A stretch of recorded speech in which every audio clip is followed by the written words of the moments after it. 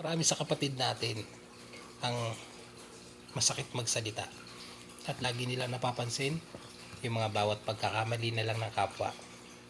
At kapag merong mga gusto silang sabihin sa kapwa nila, tandaan natin, hindi natin basta-basta matuturuan ang mga kapatid natin. Kapag nakikita nyo umaasenso o meron silang kaya o may pera sila, tandaan natin, huwag nyo silang turuan kung paano sila tutulong. Kasi kung may mabuting puso sila at may pagtulong, tutulong at tutulong yan. Kaya tandaan natin, huwag tayong manghusga ng tao. Huwag tayong manghusga ng kapwa natin. Kung hindi ka man natutulungan, huwag ka magsalita ng mga masasakit na salita. Tandaan mo, para makaahon ka sa hirap o meron ka mang pinagdadaanan, magsumikap ka. O kaya naman, lumapit ka ng maayos.